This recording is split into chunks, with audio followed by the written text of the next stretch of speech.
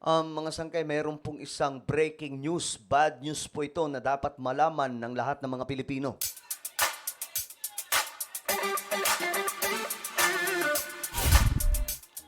So hello, what's up mga sangkay? This is me, I'm back for another vlog today. Kamusta po? Naway ayos lamang po tayo dyan. Though itong ating pag-uusapan mga sangkay ay isang bad news. Malaking balita ito pero bad news mga sangkay. Masamang update, no? Pero kailangan pong ipaalam ito sa lahat ng mga Pilipino nang sa ganun lahat po ay maging aware, makapag-ready, maging mapagbantay, mga sangkay. Well, anyway, before we start guys, pag-subscribe po muna yung ating YouTube channel. Makikita nyo po yung subscribe button sa baba ng video na to dito sa YouTube. I-click nyo po ngayon, mga sangkay, yung subscribe. I-click nyo po yung bell at i-click nyo po yung all. At sa mga nanonood po sa Facebook, i-follow nyo po yung ating Facebook page. Tayo po ay road to 2 million subscribers na. Alright, parami po tayo ng parami. At kung gusto nyo lagi kayong updated sa mga ganitong klaseng balita, mga latest update, lagi po ninyong subaybayan dito lamang po sa ating channel. I-subscribe nyo po ito. Alright, so ayun, mayroon po tayo ngayong bad news, mga sangkay. And di po ito joke, no? Ito po, may breaking news. May mga breaking news ngayon mga sangkay patungkol po dito sa outbreak ng sa Quezon City daw po nagdeklara ng dengue outbreak. At ang matindi dito mga sangkay, meron na daw pong mga pumanaw. So ito po yung ating aalamin ngayon mga sangkay. Yan po, Quezon City Mayor Joy Belmonte on Saturday, today mga sangkay, declared dengue outbreak in the Philippines. At ayon po dito, meron na pong 10 na pumanaw. At mayroon daw pong 1,700 na mga tinamaan neto mga sangkay ngayon. Ay, nako po. Bagong taon, bagong problema mga sangkay ng Pilipinas. Baka na naman isisi nyo ito sa kung kani-kanino, ha? Nako po, yung iba pa naman sinisisi sa, ay nako mga sangkay. Ngayon, ito, tingnan po natin. Ito yung balita, mga sangkay. Nagdeklara na ng dengue outbreak ang City Health Department ng Quezon City ngayong Sabado. Kasunod ng tumataas na tinatamaan neto sa lungsod. Sabi po ni Mayor Joy Belmonte, our declaration of a dengue outbreak ensures that we are on top of the situation and we are doing everything we can to protect our residents from this. Especially daw po yung mga kabataan. Grabe itong nangyayari ngayon mga sangkay.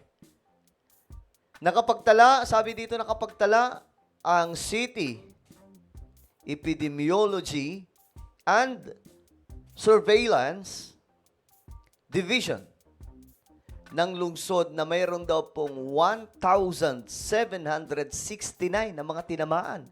Simula daw po January 1 hanggang February 14. So, ibig sabihin, hindi po ito basta-basta mga sangkay. Marami po ang tinatamaan. No? Abay, mag-iingat po lahat, ha? Hindi po ito biro, mga sangkay. Ngayon pa naman, nauuso po yung trangkaso.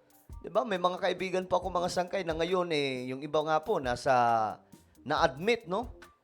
Sa hospital dahil nga po tinamaan ng trangkaso. So, ngayon mga sangkay prone, ewan ko ba kung dahil po ito sa klima, pero ayun nga po, marami pong tinatamaan mga sangkay ng kung ano-anumang mga karamdaman.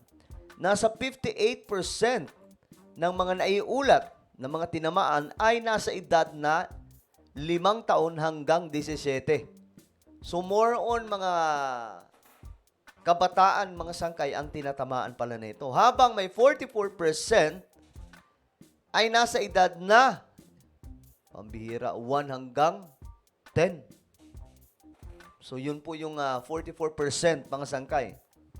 Habi dito, mga bata ang karamihan sa mga nagiging, yung mga tinatamaan dahil po dito sa karamdaman na ito. Nananawagan si Mayor Belmonte sa mga kapwa daw po magulang na magsama-sama na protektahan ang kani-kanilang mga anak laban po dito sa dengue. Bilang tugon, bubuksan ang 66 Health centers sa lungsod tuwing Sabado at Linggo. O, ayan mga sangkay, 5 a.m. hanggang 5 p.m. para mag-accommodate ng posibleng mga tinamaan mga sangkay dito. Marami to may mga doktor kagaya po nito, may mga doktor na nagsisipost po ngayon mga sangkay about dito. Ayan sino ba to? Si Dr. Tony. Ayon po sa kanya dito, breaking. Quezon City nagdeklara ng dengue outbreak. Mayroon na pong 10 mga tao ang pumanaw mga sangkay. Ang bihira. Well, tayo ay mag-ready lang ha. Huwag tayong maging pabaya, especially kung andito ka sa andito ka sa Luzon. At hindi ko alam kung mayroon nito sa ibang mga lugar, mga sangkay, pero please mag-iingat po ang lahat.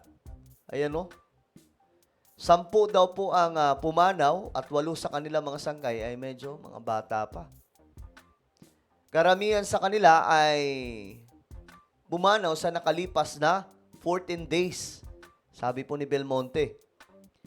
Hindi po natin layunin. So, hindi daw po niya tinatakot. Hindi po natin layunin na takutin ang publiko at magpanik ang lahat. Sa halip, ang gusto natin ay maging mas alerto ang publiko. Ayan po ha. Of Quezon City's 142 barangays, ang mga tinamaan ay, 76 villages, mga village, mga sangkay. Ito, parang minomonitor po nila. So, ayun mag-iingat po ang lahat ng mga kababayan po natin kasi, alam nyo, nauuso na naman po ito.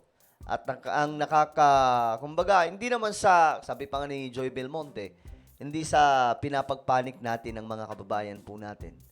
Pero, kumbaga, ito po ay awareness lang na maging handa sa nangyayaring ito mga sangkay. Dahil nga po, delikado nga po. Ayan, Sabi dito, ayan, pag makaranas daw po ng sintomas, punta ka agad sa pagamutan mga sangkay. Ay, nako po. So, mag-iingat po. Mas maigi na. Alam nyo, may nabibili dyan mga sangkay. Di ba yung pinapahid sa, tawag dito, sa skin? Yung off ba tawag doon, mga sangkay? Yung para hindi ka makagat ng lamok. Kasi doon po nanggaling yan, mga sangkay, itong dengue. So, ayan mag-iingat po. Ito nga, anak ko rin, kakalabas lang ng hospital dahil sa dengue, sa Paranaque naman kami. Okay, so I think hindi lamang po ito sa Quezon City. Baka po iba pang mga lugar sa Pilipinas. Mag-comment po kayo kung ano po ang sitwasyon ninyo dyan. Alright? So, kasi may mga nababasa po tayo dito. Ibang mga lugar po ito mga sangkay. So, mas maigi, maglinis sa kapaligiran. Lalong-lalo na po yung mga tubig na naiimbak. Alisin na po ninyo yan. Yung mga kanal, mga sangkay na mayroon pong naiipong tubig yan. Alisin nyo na rin po kasi doon po nanggagaling yan. Okay? Itong ma-advise ko kasi sa lahat ng ating mga kababayan, maging maging malinis po sa kapaligiran. No? Kasi alam nyo, lahat po, halimbawa na lamang, yung pollution, mga sangkay, tayo lang din po may gawa. Itong mga ganitong klaseng dumaraming mga lamok, wala po namang ibang pinanggagalingan yan, mga sangkay, kundi doon din po sa mga tubig na stagnant, yung hindi po nagagalaw. No? So, itapon nyo yan, linisin nyo buong paligid nyo nang sa ganun mga sangkay, makaiwas po tayo sa ganung klaseng delikadong sitwasyon. Okay? Linisin nyo. Magtulong-tulong na, magbayanihan na kasi mahalaga po talaga yung buhay mga sangkay, no? Mahalaga rin po na magkakaroon po tayo ng bayanihan kasi sino-sino pa bang magtutulungan? Tayo na lang din naman mga sangkay, di ba? So, kung sa inyong mga puok o mga barangay, nakikita nyo na may mga tubig doon na stagnant, tulong-tulong na kayo, tanggalin nyo na yan, alisin nyo. Matuto kayong maglinis kahit sa mga bahay ninyo. Alisin nyo yung mga bagay na kung saan pwedeng pagtaguan o pinag-iipunan nitong mga lamok. Okay? So, mas maigi na mga sangkay yung ready kaysa magulat na lang tayo. Ayun na. Meron na pala tayong karamdaman na ganun. Well, ano po ang inyong opinion? Just comment down below. Meron po tayong YouTube channel. Ito po isang Sangkay Revelation. Hanapin niyo po ito sa YouTube. Ngayon din Then, i-click nyo po yung subscribe, i-click ang bell, at i-click nyo po yung all. Dito magaganda po yung topic natin mga sangkay. So, ako na po ay magpapaalam. Mag-iingat pong lahat. God bless.